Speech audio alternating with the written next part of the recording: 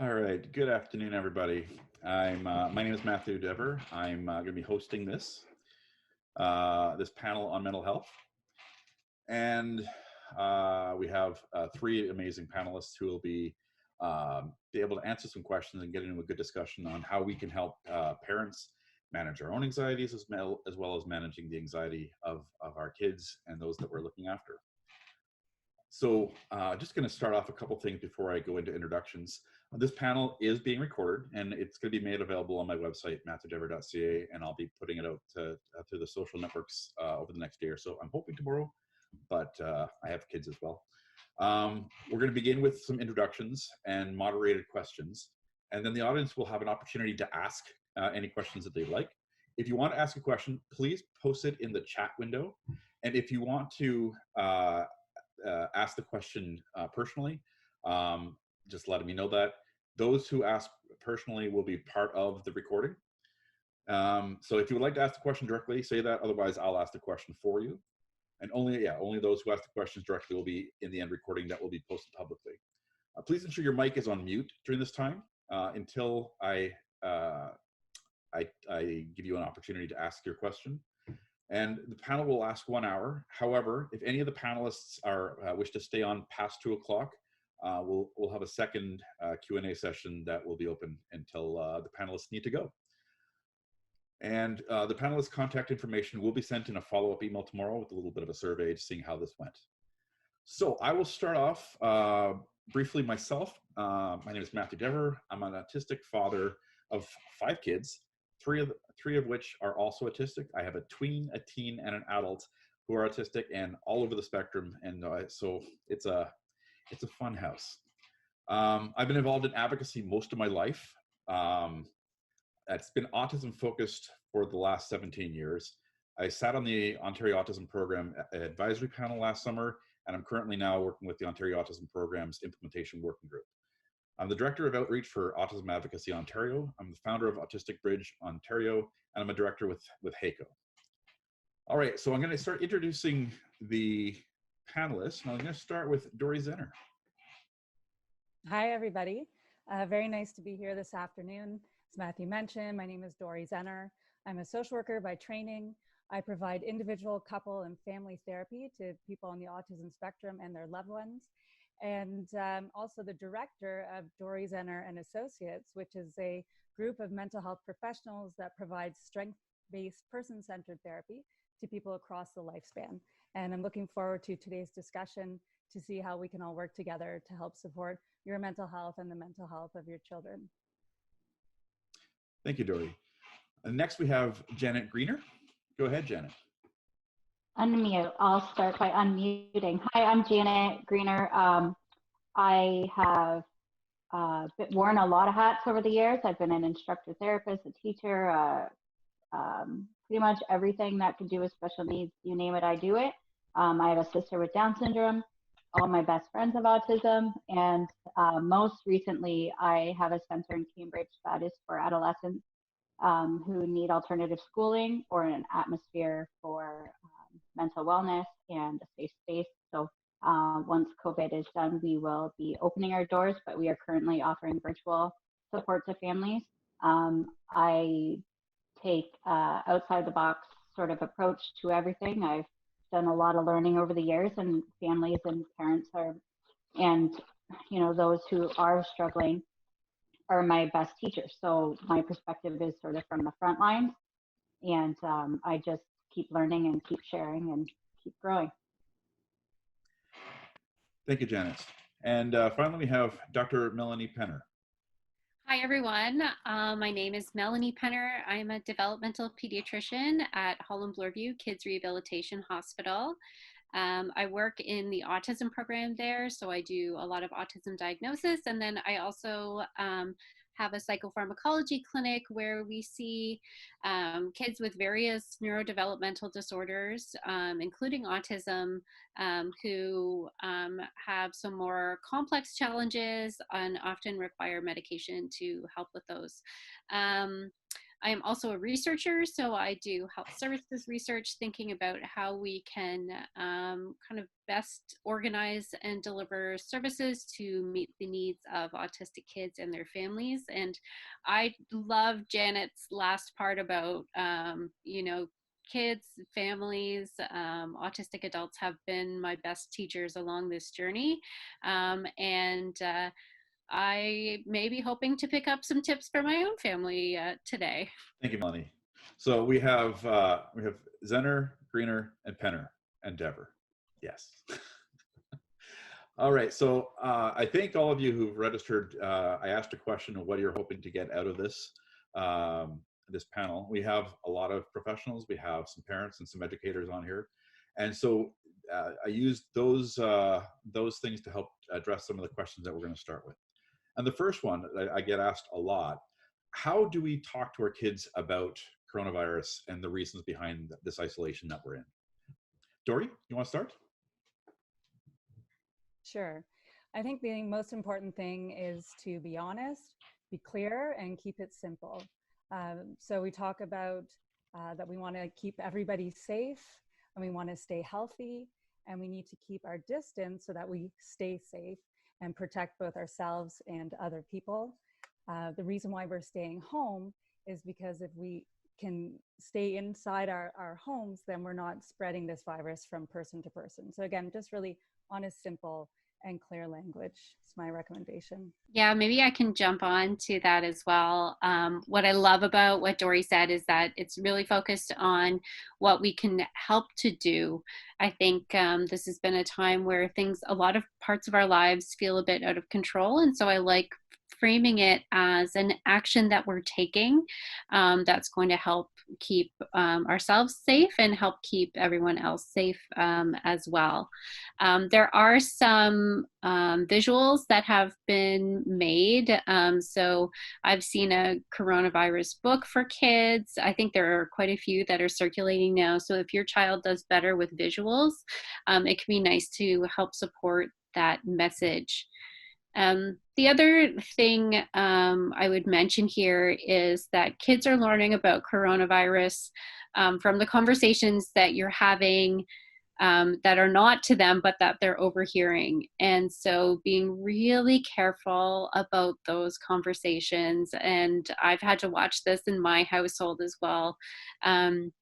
I think those are the times that can really get scary for kids when they feel like there are parts of this that you're not explaining to them. Yeah, Melanie, you nailed it. That's what I was going to say too. Is I take an approach where if they can understand it and they're following the conversation, I'll give them all the facts about viruses and how they work, and if we want to, look it up and see how it's spread, and then reflect on what our community is specifically doing, and that's why we're not going to school and that's why we're not going out, but also very mindful of how I speak to my partner about it, what they overhear on the news, sort of even just my vibe and my stress when talking about it. They can feel it even if they're not technically paying attention to what I'm saying. They're feeling it and always listening, always listening. So the walls have ears. That's what we've been saying around here, is that the walls have ears, and we have to make sure that if we are talking about it, that in a sort of concerned manner, not that we're hiding any of the negative information, but as adults, we deal with different aspects of it than the kids, and they're going to hang on to the way we feel, which I think we'll talk a lot about today, is controlling our own emotions or maintaining our own emotions in order to sort of give out a calm sort of vibe to the family and everyone in the house. Thank you. One of the things that parents are asking a lot about is how do they keep their own mental health in check during these times? There's a lot of anxiety, there's a lot of uncertainty, and things are changing often. How do we, in this time of isolation, check ourselves?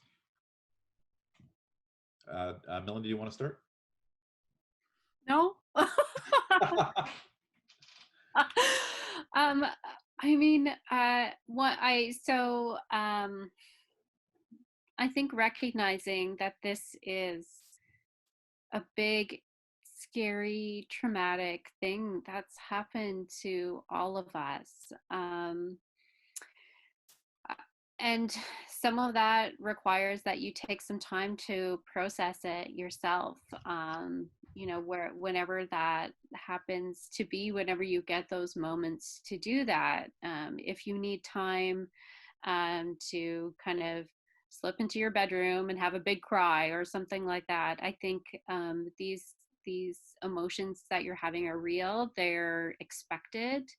And I think the tricky part as parents is to be finding that balance of when do you kind of take that time that you need to take in the way that you need to take it, versus, what are you kind of projecting to your children that's going to make them feel safe and secure, as much as sort of is possible in this. I would say that it's like with many kind of stressors to family dynamics, this is easier to cope with, depending on how much sort of resource you have as a family. So if you are in a family where you have two caregivers there, then you can try to spot each other off, look out for each other's needs. What do you need right now? Do you need to go take some time to read a book? Definitely more challenging here for single parents, who are kind of the main person responsible for that. I think finding ways to create respite at home is something I've been talking about with families. So what are the activities that are going to keep your child occupied so that you can take a minute, take a breath, and know that it's okay not to feel okay? I'm going to agree with Melanie on all those. The dynamics change really hard. I'm sorry. I was saying two things at once. Someone's knocking really hard on my door. The dynamics change for every family. It's very specific. Just to throw some things out there, I've got 4 kids at home. I'm trying to work. I called my partner home so I could do this without distractions. But what I have done is in my son's room, I have blown up an air mattress, and he's got his mattress, and I've sort of removed all other furniture. And what I have done is found books that children's books, but not a little bit more advanced than they would, but a good story. I know where you actually picked Harry Potter because it makes me feel better. And I sit in front of the closed doors. They can do whatever they want in the room, and I just read. I read for as long as possible. They know we sort of started this habit of, they can run around the room, they can do whatever they want, they can bounce all over. And I'm just going to, in my calmest voice and with enthusiasm, read until I feel better. And I've noticed the room has calmed down. It can take a long time and it can take some practice, but just reading aloud with no expectations from your kids in a room that they're safe and they can move around is just sort of one thing I've personally done to break up the day. Music also really helps. I've picked a special song with each kid that I scoop them up and we have a moment to reconnect. It's forcing me to sort of calm myself down, but then they have that little moment with me. So I have to sort of structure these things through the day. It also could be again, screens. Screens help sometimes. And if I have to put one in each room and separate them, then that's what I'm doing. I'm in a similar boat where we don't know what we're supposed to do right now. We have a lot of pressure on ourselves, and we put an enormous amount of pressure on ourselves, more so than everyone else is. So I think just staying in tune with ourselves and trying to create a sense of calm, even if you don't accomplish a thing. It's okay. There's nobody's going to come over and see your dirty, messy house. Nobody is, because we're not allowed. So that's how I am okay with not running the dishwasher every day or leaving the dirty dishes in the sink. That we have to go with what each day, and every 5 minutes. I even say that, like, oh, I got through those 5 more minutes. I got through those 5 more minutes. If I can read to my kids for an hour and they're okay, I gave them an entire hour of me today. That means that I can, take that 5 minutes to scroll my phone when they happen to be on their screens, or do what I need to do. There's a lot of guilt, guys, going around, and trust me, we all feel it, which is why we're here for you. I can go on and on. I can add a little bit to this discussion. Both of what Melanie and Janet have been talking about are things that I'm thinking about in my own life and seeing with the clients that I work with. I think in terms of practical skills to get through these uncertain times, having a routine that works for you, whether it's like a really strict kind of hour by hour routine, or maybe just a couple of to-do activities to get by the morning and then to do in the afternoon, are so important. Protecting your sleep as parents, I know it's tough, but I need 8 hours for sure. And I know I feel it if I don't. So know yourself, know what you need, and make sure you're carving that out as best as you can. And when it doesn't always work out, try to let go of the fact that maybe you didn't get your chance to do your little bit of self-care today, but try to build it in tomorrow. I think the hardest part right now is that parents are teachers, parents are doing everything for our kids, and it doesn't leave a lot of time or energy for ourselves. And if you are on the spectrum, your energy is often depleted already from just dealing with all the chaos and the needs of your environment. And so just really be kind to yourself. And if you need to take a break, like Janet said, put on a movie that the kids will like, or everybody watching on their own screens for a little bit of time. That's okay too. It's really about sort of trying to accept that things are different now, and just adapting day by day. And what I've noticed with the people I'm working with is that some people are starting to adapt to the new normal, and their lives feel okay again. And I want to give you hope that will happen to you guys too. Thank you. It takes a little while to create new habits. We're all trying to find our new normal during this time. So I think what we've given everybody is permission to I have to give myself permission every day, multiple times a day, permission to not always keep it together, permission to just relax, permission to try to relax, permission to let them watch the screens, right? Like, you've got to do what you got to do right now. Yeah, if you need to hear it from a developmental pediatrician, screen time has increased exponentially in my home. So we have a magic wand here. The guilt fairy is self-isolating as well, so they can't visit you. I think in addition to giving permission to like let things go with the screens and relax, give yourself permission to feel stressed out. Like it's okay to be stressed. And if you notice that stress is tipping over, then lean on your support system, whether it's your own parent or a sibling or an online group that you've found a connection with, because you can really find other people who are relating to what you're going through right now and get support there. So a lot of our parents have really active children, and the self-isolation is causing more anxiety for parents that have kids who need to be active. Are there ways that we can suggest to parents that to provide an outlet for active children? I'll start with you, Janet, this time. All right, I was actually on my way to unmute anyways. Of course, there's things that work and things that don't, so I'm going to run off a list. I've got a 3 and a 5-year-old with ADHD, both of them, so we are always active. We have I've basically baby-proofed the house, so everything went up in cupboards, everything is gone. There's as much floor space as possible so that they can move around. We do utilize outside when we can, but again, my kids will talk to everyone, so we've had to sort of keep them inside. Balloons, bubbles, bouncy balls, anything I can order from Amazon or already had in stock. We've done some really small experiments that can get really messy. Cornstarch and water all over the floor, because it's really actually easy to clean up afterwards if you let it dry. That's the key. They've had maybe 2 baths a day, not gonna lie. They like to be in the water. We'll alternate between bath and shower just to give it a different perspective. They're not into video games, and they can't sit very long in front of a screen, so that doesn't necessarily work too much, but we'll do dance parties. I'm not gaining weight, surprisingly. I'm losing it, so this has been working out for me. We will make messes in the sink. I'll have them do the dishes. You have to, I mean, you all know as parents with the kids that we have that messes are okay. Like, we have to actually get over that. like, you know what, it's going to be messy. They're going to make a big mess. But if we can model like, oh, shoot, that's a big spill. Let's clean it up. And just sort of allow for some, I mean, we know there's a limit. Let's not throw stuff all over the room. But if you can push the lines with what you're usually allowed to do at home, I found that they found it quite creative.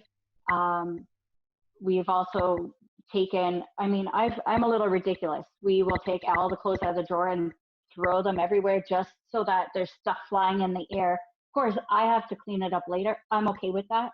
But as long as I've distracted them maybe out of the cycle they're in the current moment, which was needing me, and really it was just stress and anxiety and boredom.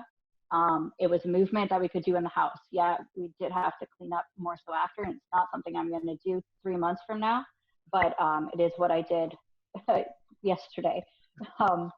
If you don't have quite so, I've got a whole list of activities for not so energetic kids, but that'll be another question, I'm sure. And run around. I let them run in the house. I mean, stairs, no, but I let them run around. Permission, guys. We're giving you. Janet, that was a fantastic list. I mean, I can't come up with too much more than that. Other than there are some online things if that works for your kids. So there's an app called Go Noodle that some families have been using. There are like little videos on it to get your kids doing some physical activities. There are things on YouTube like Cosmic Kids Yoga if your kid is into that, and they have different themes that may appeal to some kids like Frozen or Pokemon.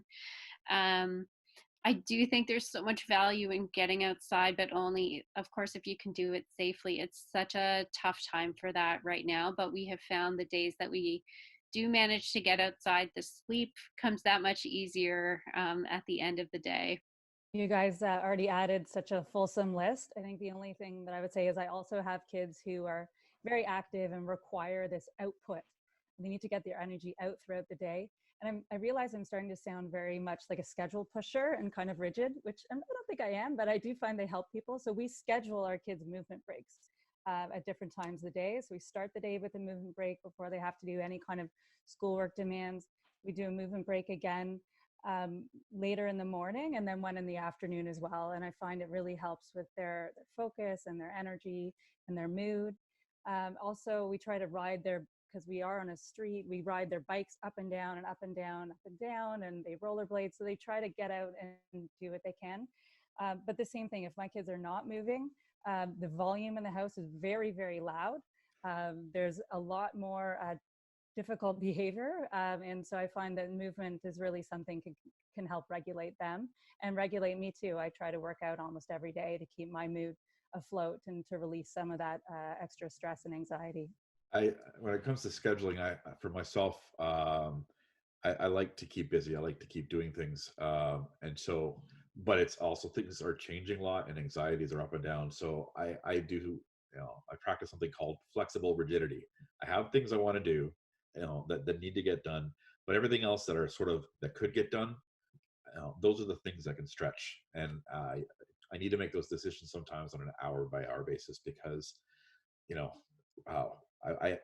I watch the news a lot, sometimes too much, and so it can affect me. But I'm also trying to help other people, so I kind of need to be in that space.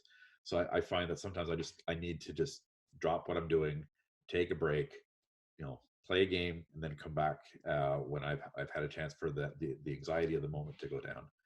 Yeah, rigid schedules don't work well for me in times like this, where sometimes I live by schedules, I live by lists. One of the things that a lot of parents of tweens and teens are seeing their children struggling with depression, struggling with not being able to hang out with their friends, and really trying to figure out how to deal with kids that may not have had issues with before, that are all of a sudden really struggling. What can we suggest for them? Here I am.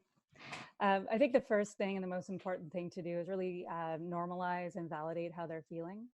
And you need to be able to notice too that something's different. So often some signs of depression for your kids, you might notice that they're more withdrawn, they're sleeping more or sleeping less. So you might notice a change in their appetite, or things that they used to get pleasure from, they're no longer experiencing pleasure from. I like to have like a one-on-one, if you can, try to carve out a bit of time with your child, separate from the other people in the household, and try to check in and see how they're doing and see if they'd be open to talking to you about it. Some kids who are not that comfortable talking might feel more comfortable texting. So you could try texting your child and see if they write back and what they have to say. When it comes to forming connections with kids, a lot of them might feel more comfortable face-to-face because that's what they're used to. And maybe they haven't been using social media platforms in the past to connect to their friends. So I would talk to them and say, well, who do you really miss? Who do you want to connect with? And we'll make a list of those friends. And then we'll say, okay, we can't see them. We can't invite them over, but what can we do? And together we'll come up with a list. We can text together, FaceTime, Snapchat, whatever it is.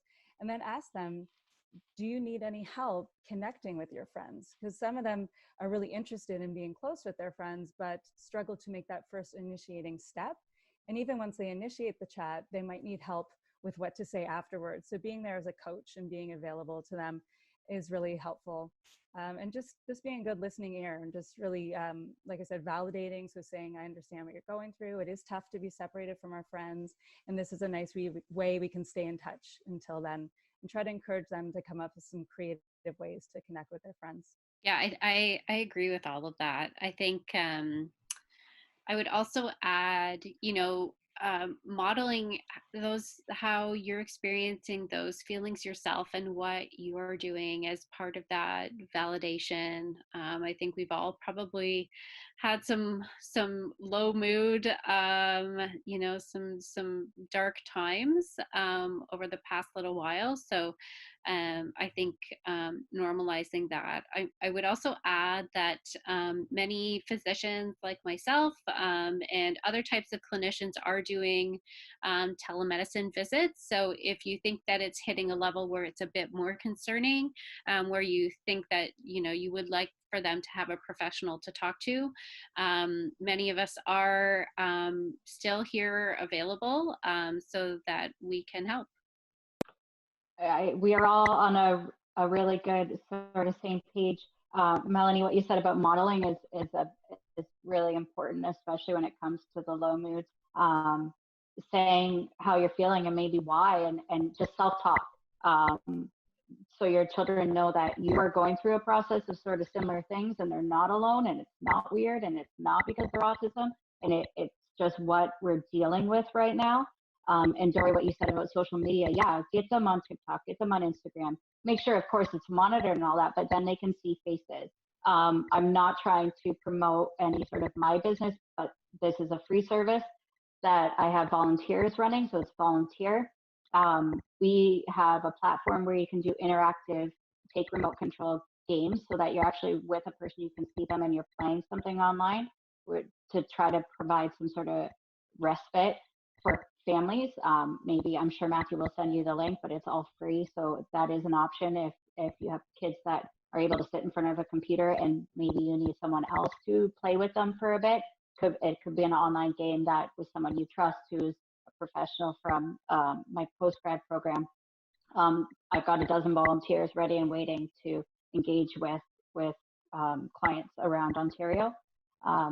But yeah, however you can get, because as humans, we want that connection. All of us do. I've started baking with my kids.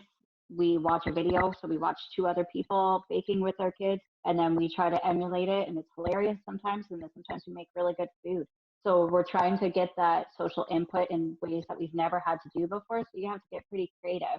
And of course, Zoom and however else we can video call the grandparents, at least those trusted family members that they have the connection with, just to provide that reassurance. It's not quite the same as face-to-face, but again, they can maybe self-talk their emotions too, and the fact that they really are missing them, and sometimes they feel like just really out of it and confused and bored and unhappy. I mean, I announce my mood the moment I come down the stairs, like, today mom's pretty good, or today's mom's super grumpy, so you might want to take, let me get my coffee. So I talk a lot if we haven't figured. That's okay. So we're about to start going into questions from the audience. So again, if people in the audience, if you have some questions that you want to ask, just put them in the chat window. And if you want to ask them yourself, I'll call you in. And if not, I'll read the questions. One of the questions, we have a lot of professionals that have joined in, and some of the questions that they're asking are, how do we help clients at this time? How do we help when we're also going through this? Melanie, do you want to start? Sure. I will say for me, it has been in some ways therapeutic for me to feel like I can be a helper during this time. It's been really different though. There's I feel like some granularity that you lose by not being able to see people face to face anymore. Particularly, I'm finding the telephone calls really challenging. I do think, though, our usual clinical skill set still applies. So, listening to families, what do you need right now? How can I help? Figuring things out together through shared decision making. Getting a good description of what's going on in their life and doing some creative problem solving together. I think what we've already sort of heard today is that all of us are sort of improvising on the fly, and we're generating these new ideas that I think are going to serve us well post-COVID as well. So it's tough, and it's more emotional labor, I think, but it also feels like it's a bit of different emotional labor than some of the other things that I've been dealing with. So it's been really grounding for me to be in touch with my clients and families. I can jump in here. Melanie, I know what you're saying about the importance of being a helper. And I was thinking about my own mental health and how I've sort of been impacted by what's been going on so far, and knowing that I need to be strong and available for my clients has really helped me stay grounded, as you said, and do self-care, because I'm not just looking after me. I'm not even just looking after my children, but I'm looking after my clients too, and I'm supporting them, and that responsibility is very important to me. And so it's actually, I think, really helped me during this time. I know I talked to one client who lost her job, and she said she's lost her sense of purpose. And I'm very passionate about my work, and so helping people is my sense of purpose. So for me, I'm very fortunate that I can continue working with families during this time. Another thing is that I run a free monthly support group for women on the spectrum called AsperFem, and we've transitioned to a Zoom model. So now we're running our monthly support meetings so they can support one another that way.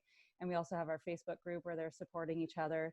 And I do find that when I'm talking to clients, I'm hearing about what's working for them, and I'm able to share their stories anonymously with other clients and say, you know what, this worked for one person, this might really work for you too. So it's nice that we can pool those resources together. And so that's really how I get through. I think I'm an optimist by nature, and I am hopeful, and I bring that hope into my work, and that helps me get by. I completely relate. I'm a bit of an overachiever, to be honest, hence the volunteer program that I threw together in 24 hours. But I've been limited, like everyone else, to being able to do everything and anything that I can for my clients, and adjusting to the online format is been different. I have also had to really reel myself in to spend that extra time, as you can tell by how messy my house may be, with the kids, just letting loose and trying to keep my own mood up. I find if I'm not busy, I feel less happy. I'm learning that I can slow down and find happiness in this less busy environment. But like Dori mentioned, I'm really just listening to everybody I can, and I'm trying to gather all the resources and give all the advice that I can to clients. I can't go and play with my friends. I can't go and sit and school my friends. I can't. So we've come up with really creative ways to try to do that, but also I'm supporting parents more so lately than my clients, because you guys have taken up the slack for what service providers do. And because of our presence so often in the past, in some scenarios, may be affecting your confidence in your role as parents right now. And so I've been, while I'm boosting myself up as a parent, been trying to be extra supportive to the other parents out there that, you know, this isn't our normal, this isn't our kids' normal, and we're all sort of trying to figure out this new normal, but reassuring them that, you know, these are your babies, these are, you will relearn them, you will learn them more, you will go up and down with them, and out of all of this, you'll actually have a stronger relationship because you've gone through these up and downs together because you've been forced. So it's I'm trying to stay very optimistic as well and say, look, like, my kids will remember, look back on this time and think of all the fun things, and not necessarily the times I lost my cool and I yelled a lot, or the times that I just told them all to go away and I need my space. They'll remember that I was here for them through this time. I'm mom. That's my role, and the reconnecting thing is like what I'm trying to hold on to. Thank you. We have a question from the audience now. Sherry, do you want to ask your question? Yeah, so I am a child development specialist, and I specialize in the PLAY project, which is an early intervention for children with autism ages 0 to 6. And so the one thing that I'm having difficulty with, and you may hear my kids in the background, is I, like Janet, have 4 children, 3 or 6-year-old triplets, and 1 is 9-year-old. They all have neurodiversity. So Elijah is autistic. He has sensory processing and ADHD. Okay, so what I'm struggling with is, you know, one day here is really great. Today is a great day. Yesterday, literally could have driven us like off the bridge. Like, it was bad. It was really bad. So what I'm struggling with is, because my practice, it needs to have their children up. I can do it virtually, but it's during workday hours. It's during daytime hours. So how do you, I don't want to overcommit to my clients because they really need my assistance right now. They're desperate for any kind of help. But how do I manage that family piece and not worrying about, I hear them screaming, I hear them yelling at any given time. They're all boys. So at any given time, they could be, you know, like literally abusing each other badly. So how do you find that? Like, that's where I'm struggling with, I don't want to overcommit with my clients because I'm afraid I'm not going to be able to find the time, and I don't want to cancel, because that may be the one call or the one thing in that day where that parent is looking forward to, and they're just hanging on to that date. Not that I'm special, but that somebody else is coming in to give them some sort of relief, some sort of help. So how do you manage that? Melanie, you want to start? Wow, Sherry, kudos to you for juggling all of that. I don't know that I have a great answer for you. Something that I have thought about in my house is whether we can set up different, so we have a morning meeting over breakfast, and everyone sort of talks about what they need to do during the day. I've thought about color coding our times. So these are times when, you know, I am here, we are hanging out. Maybe that's green. Yellow is, I'm supposed to be doing something, but, you know, if you need help with something, you can come find me. Red is like an emergency. And for us, because I'm in a 2-parent household, the kind of interplay between those times would sort of give you a cue as to who to get at that point. Now, if they can sort of help each other out, maybe in those yellow times, it's like, you know, first ask your brother for help, and then if they can't, then I can. And ideally, you would want to schedule as few of those red kind of emergency only times during the day. And I think we've all gotten, thanks to the BBC guy from South Korea, I think we've all gotten a little bit more used to kids sort of blasting into our Zoom backgrounds. Thank you, Matthew.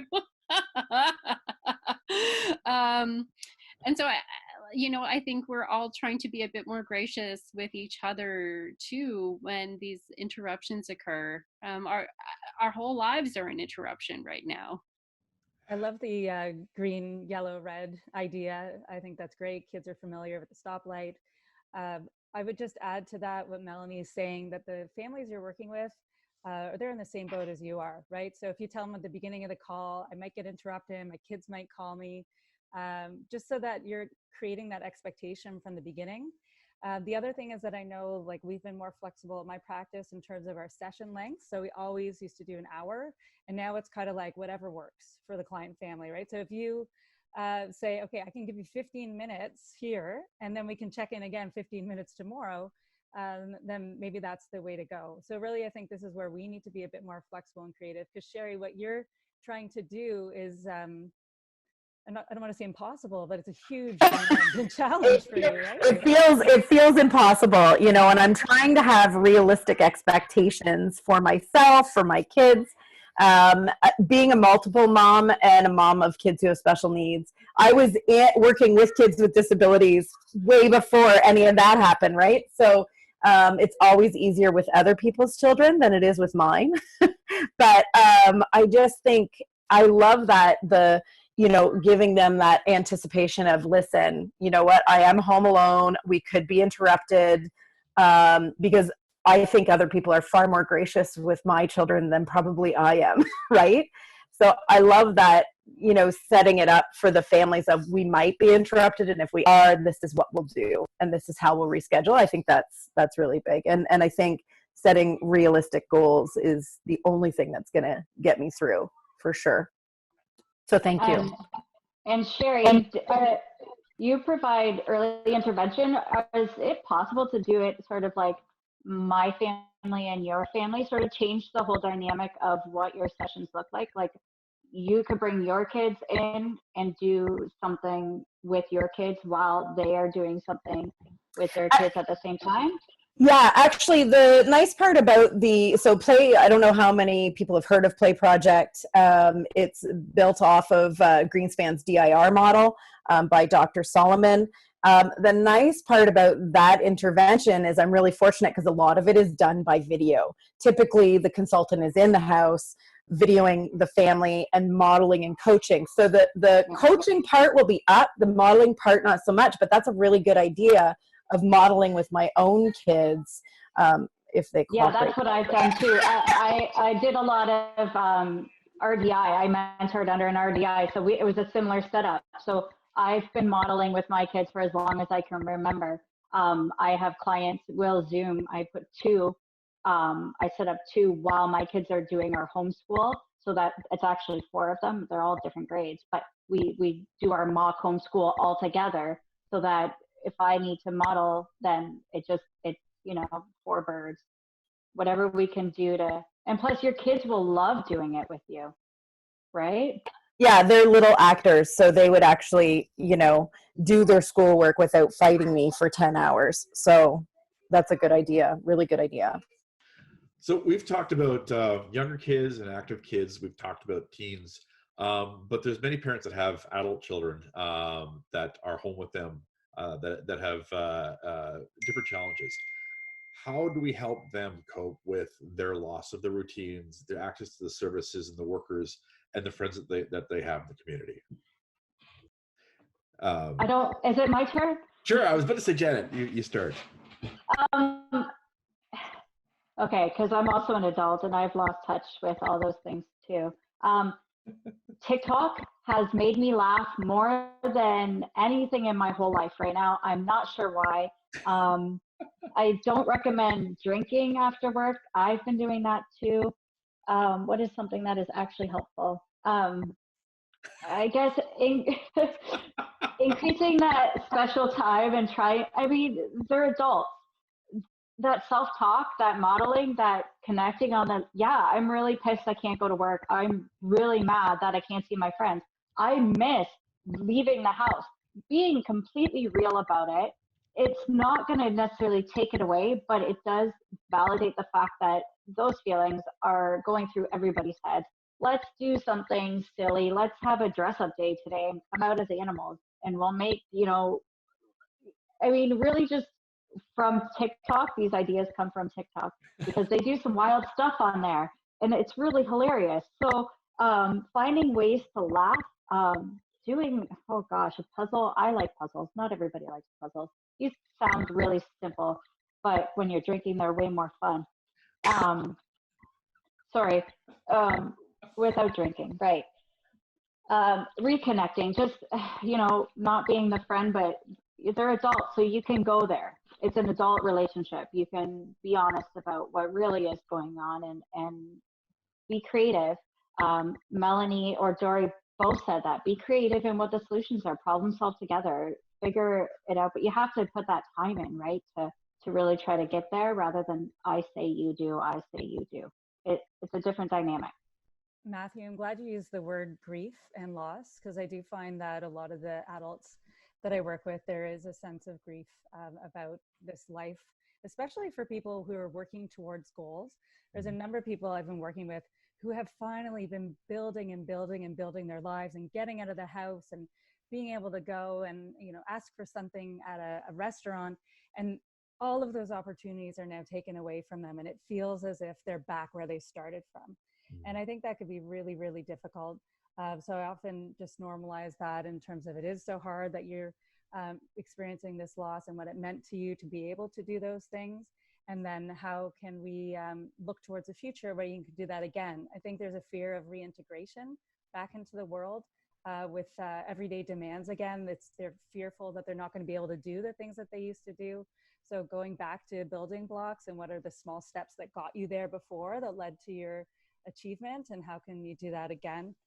I also try to use with adults either something like BASES or MAPS, which are basically just acronym to try to get 4 key things in the day, whether it's behavior like around self-care, like taking a shower, setting the table, connection, so making a connection maybe with their worker from somewhere that they used to work with, doing a FaceTime with them, or connection with a friend. Helping out with someone around the house, choose one thing they can do to help others. I'm sorry, I'm not getting the acronyms right at the moment, but there are some good ones that just can help guide people to keep their goals in check and to help them feel good about what they're going through. Again, routines are really helpful, creating new routines, implementing structure, because that can be really hard. Many people on the spectrum thrive with structure, but struggle to implement it themselves. So helping people with that piece of accountability and encouragement with creating a realistic structure, and then helping them connect in ways that's meaningful for them. So getting on Discord maybe and chatting with friends, or gaming that way, just so they can have a little piece of their life that was like before and a smaller version of that at home. I love that idea of kind of co-creating goals together. I think that's a lovely way to build in a bit of structure. And then I would say, yeah, co-creating those routines together, because I think that kind of that imposition of this strict routine is sort of, is not going to work. And I don't think that you were saying that, Dori, but like kind of this idea of like, let's build this together, so that we're getting the things that you want to do. And this could, think when you're ready, I think when in that grief stage, think about like, what are there opportunities during this time? Could we take something like an online course about photography, or painting, or something like that? Is there kind of an interest that I can help you lean into during this time as well? But I think that those grief emotions are very real, and it may not be something you can sort of do immediately. Thank you. I have one more question from the audience that I'll ask, and I'll direct it to you, Melanie, and then we'll wrap up the session so that we can end it at 2:00. So the question we have from the audience, my wife feels our 4-year-old son is regressing, losing his skills, language, etc. How do we best maintain his development at this time? Thank you. So this is a tough one, and it's what we, I think, worry about when we know that there are kids who are particularly early on in their developmental course who are perhaps losing access to some of those types of therapies that they had access to before. So I think that it's important to recognize the impact of the change, and that certainly autistic kids with other neurodevelopmental disorders, change is extra hard to process. And so it may be a very natural reaction to look like skills are regressing a bit. I would say to give it a bit of time before getting too worried about it as we all sort of adjust to this. I would also say that if your child was in some sort of therapy program, a lot of places are starting to pivot to try to deliver things electronically. And so checking in with any clinicians you've been involved with to see if there's anything that's going on. I think there's also a lot of places now that are trying to pilot new telemedicine-based programs. And a lot of them are being offered for free right now. So checking out what's available for those I think is another option as well.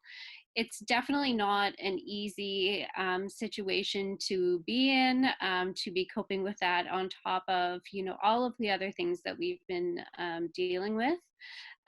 But my overall suggestion is be patient. Let this new situation settle a little bit and connect with your clinicians. Thank you, Melanie.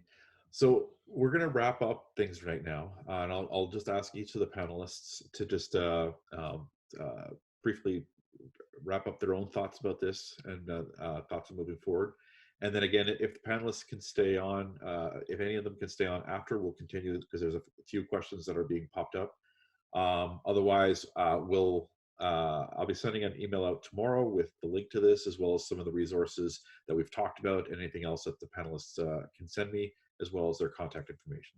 So I'll start with you, Melanie, if you want to wrap up your thoughts here. Sure. So I'm going to shamelessly borrow from the OT on our team named Moira, who talks about creating islands of retreat in your home. And I think we think about that as being for, our neurodivergent kids, but I think it can apply to their caregivers and siblings as well. So how do you create your own time and space at home so that everyone can recharge their batteries, and it's okay to not feel okay during this time? Thank you. Janet? Melanie, you covered it. Build on your relationship. Maybe change focus. Not necessarily think of what they're losing, what their academics are, what they're anything. Think of what you can do, and that is reconnect and relearn each other, because guaranteed they're at a different age than we've ever had a pandemic before, right? So, give yourself that purpose to be like, oh, I'm going to get to know 5-year-old you. We're really going to get to know 5-year-old you. Or, hey, you're 11. I'm going to get to know 11-year-old. That's my goal right now. If we can set an actual reasonable goal, then maybe it'll sort of change the focus that, we're stuck here. I've got something else to do. That's what I tell myself. So I am sharing it with you. And laugh. I try. And Dori? Final last words. Thank you, everybody, for listening today. It looks like we had a lot of people stay right to the end, which is wonderful. That shows that this was actually applicable and meaningful to their lives. So that's great. In terms of taking care of yourselves, I think, again, just give yourself permission to acknowledge that this is a difficult time, that life cannot possibly be like it was before. You couldn't possibly achieve everything you wanted to, and you can't be perfect in every sphere of your life. And I know letting go of that is difficult, but it's necessary in order to accept that this is our new reality and to try to adjust yourself to meet those needs and the parameters that are there. So thank you. That's it. Oh, just one final plug, actually. Matthew or I mentioned my practice, Dori Zener and Associates. So we are doing online and phone therapy right now. We have therapists who work with children, adolescents, adults, individuals, couples, families, and parent support. So just check out dorizener.com for more information. Thank you. Thank you, Dori. Just to wrap things up and give you a visual, just remember, everybody, the guilt fairy is self-isolating too. You don't need to feel as guilty as you normally would. This is a different time, a different place, and we're all managing, struggling each day, but we're going to get through it. And it just take the time you need for yourself so that you can take the time that your kids need from you. All right, so if any of the panelists want to stay on, that's great. If not, I think, Dori, you said that you needed to leave because you got another client. Thank you very much for all of you. You guys can stay on for a bit if you want to. You guys can drop off. I do appreciate everybody for coming in here, and I hope this has helped. So Melanie and Janet, are you able to stay on for a bit? Yeah, I can't hear the kids, so that's good, right? Yes. Or very bad. Yeah, no. They're with an adult. That's fine. very Totally fine. good. Totally fine. Sorry, I'm a bit of a comedian sometimes. I'm not a doctor, Melanie. No, not that you're not funny. Shoot. Okay, I'm all done with that. This moment was brought to you by the word awkward. It's the awkward. That's how I make everyone else laugh. Okay. So for this point here, if people want to ask questions, there's an ability in Zoom to raise your hand, and I will, if I see your hand raised, I will ask questions. Janet, you just figured out how to raise a hand. All right, Suzelle, you have your hand raised. Go ahead, unmute yourself and ask away. Oh my God, guys. I was like, I thought I wouldn't make it. I planned for this day to go well. Homeschooling was crazy, so I didn't end up exiting at the time I supposed to. It was 1 o'clock, 1:30, and I was like, oh my God, I'm missing everyone. It was one of those days, as Melanie said, that it's okay to say you're not okay. I thought I was gonna like pass out because the school boards keep popping you with all this information and the systems are not working online for the kids. So I end up teaching them about the law of gravity and putting a video of astronauts in the space, and that's it. Because at this point, we have to really process the fact that this is not like a regular time. And I'm having hard times, as you know, Matthew, because I do very much exactly what you do, as you are also a computer programmer. So I was hearing Cherry talking, and I was like, I don't know how I manage. I live in a very small dollhouse. We have 4 children, and yesterday I got everyone upstairs, and then for a meeting that I had, a radio show. And now today I was not able, so I'm in the room in my bed. I have Emily actually drawing on the floor, but I was like, how am I gonna do this? And she goes, Mommy, you have to tell them you have kids. I'm like, they all know pretty much. But it was one of those examples in where I really wanted to be present in the panel, in the conference, and I was not able to do it because I was living exactly what you guys were speaking about. So I apologize for that, but I guess after I read your notes, Matthew, I'm going to be able to catch up for a little bit. Hopefully we can do this once again. I think mental health is something that we need to touch base.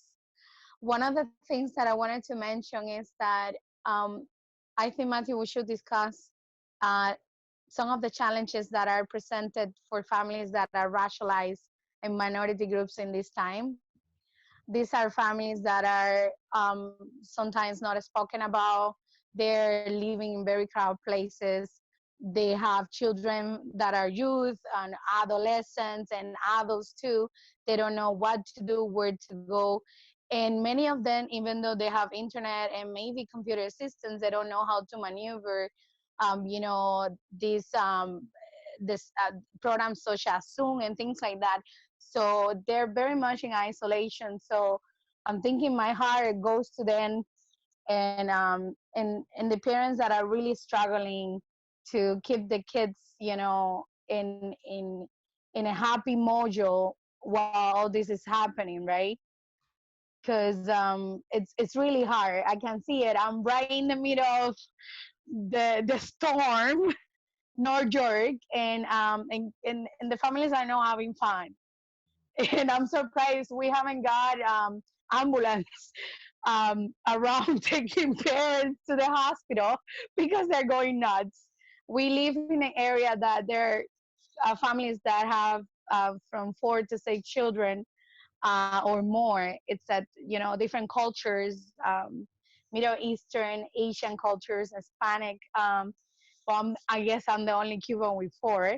But and it's really crazy because this is very tiny places and there's not a lot that you can do. Also because the spread here is major in this zone, so we do have to take care. So it's messing up with the mental health of many parents. I'm still sane, but I have to myself support parents that are going through this, and it's very hard when I have to deal with my own children.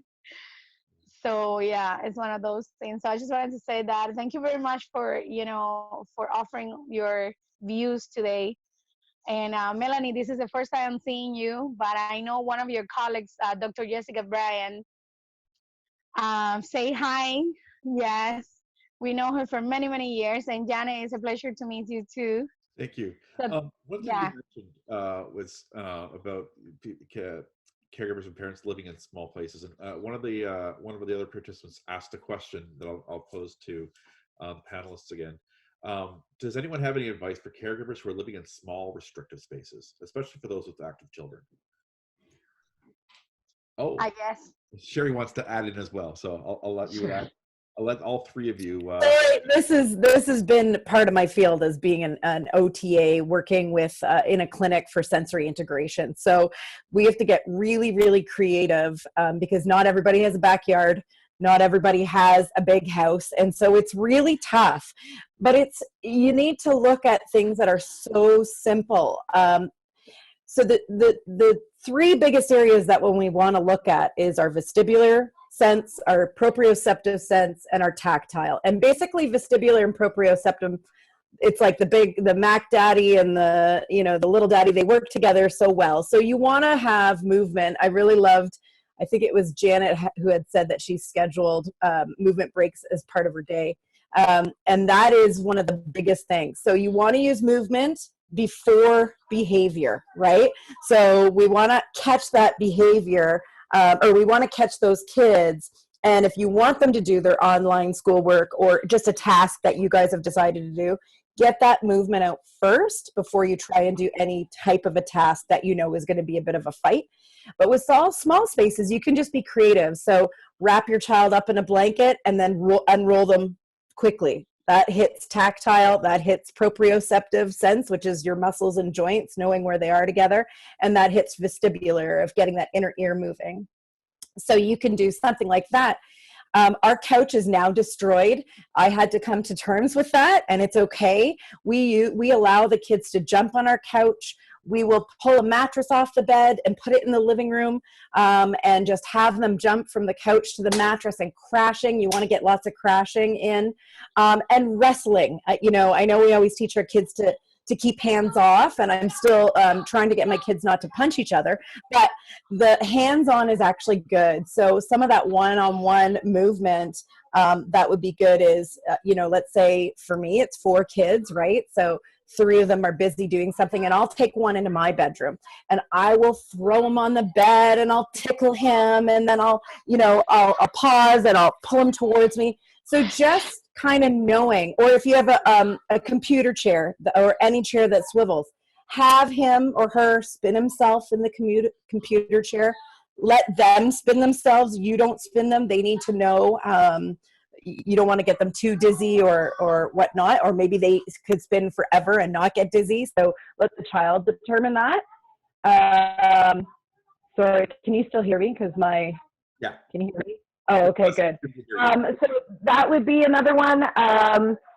The Just Dance, like Janet was messaging, and me too, we are living on Just Dance. That is great movement. So you just throw it on your TV or a laptop, whatever you got, and start doing that way. So there's lots of small indoor activities that you can do and that you can still get the same impact. You might not be able to do it all at once. The whole family might not be able to do it together if your room is too small. And there's a great resource online called the OT Toolbox. If you Google that, there's tons of great ideas on there that you could adapt to be in your home. So, and if you need any more kind of OT type questions in terms of that sensory integration and movement, Matt has my information and he can hook you up with me. I have to agree with everything Sherry said. I did a lot of brain gym and floor time and a lot of other stuff. Like I've tried to learn everything over the years. And something my older clients, I have balance boards in my house. I don't know if there's a way to sort of rig up something, but if they can stand and rock back and forth while they read or while they talk to you or whatever, it works on those same systems that Sherry mentioned. You can even turn it the other way, sideways, so they're going forward and back because it is all vestibular. I hope I got that right, Melanie. Did I get that right? Vestibular. It's been a while. And even just jumping in place. I mean, my teenage clients and my teenage friends, they don't really want to do some of the really fun stuff that the little kids want to do, but getting those systems to move because they've been sitting for so long is important. So even just walking backwards, and then, I mean, if I do it with them, they'll still do it because, you know, they like somebody who will play, but a balance board or any sort of way to get off and get the system working will help too. Those are fantastic suggestions. I think I would summarize all of it by saying, turn off your internal interior decorator. Forget about all of those conscious decor decisions you made and deconstruct that couch, pull the mattress where you need to, you know, make it a crash pad, pillows in the bathtub, whatever it sort of takes to get that input that people need and to keep the space safe still. Thank you. I'm going to read another comment we got in the chat window here. As a single parent of 4, I have 2 ideas to add.